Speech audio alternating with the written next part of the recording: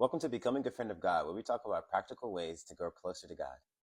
I want to start by asking you, what would happen if you started spending a lot of time with somebody?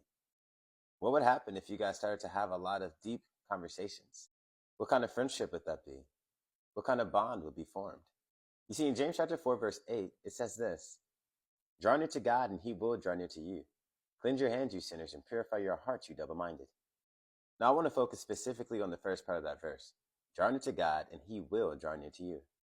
A lot of times we ask ourselves, how do we get closer to God? And here the word is challenging us to take the steps to get closer to God. So now the question becomes, what does it look like to draw near to God? And how do we do that? Well, you see, there's some practical things that we can do to draw near to God. And trust me, this is the basics. It's the same thing over and over. Read your word, pray, worship, and spend time in godly community. You see, when you read your Bible, God begins to have deep, intimate conversations with you. And when you pray, you begin to have deep, vulnerable, intimate conversations with God. And as you worship, you invite the presence of God in the room with you. And as you spend time in godly community, you're encouraged on your walk with Christ. So now take some time to reflect on these questions. What would happen if you read your word consistently? What would happen if you prayed consistently? What would happen if you worshiped consistently? What would happen if you were a part of godly community consistently?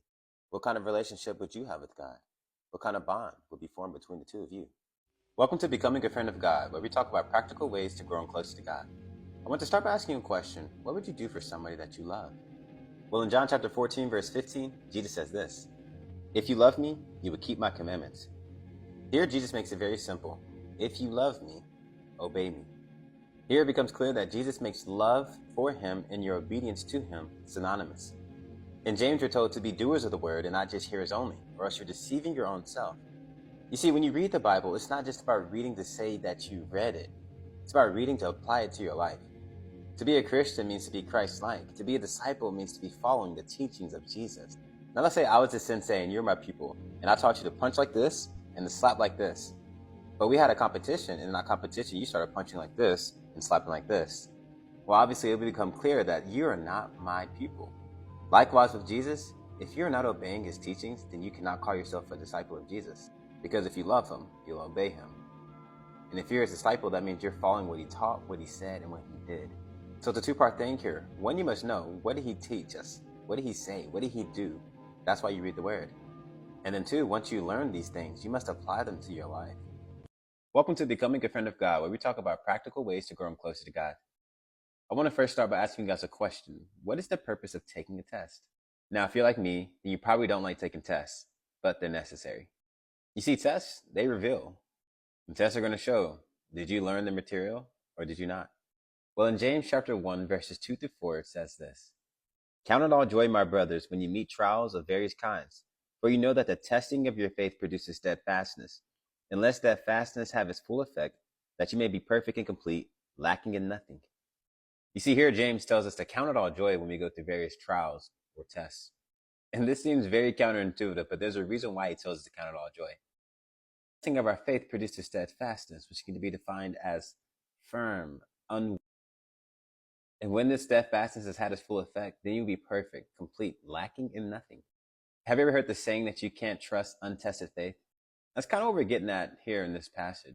You see, you begin to see that maybe they're telling us to count it all joy when we go through tests and trials, because if we embrace the process, then the end result of going through that testing and remaining steadfast is worth being joyful over.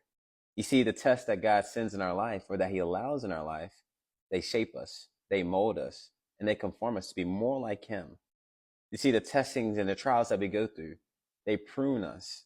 The testings and the trials that we go through, they reveal to us, do we really believe what God said?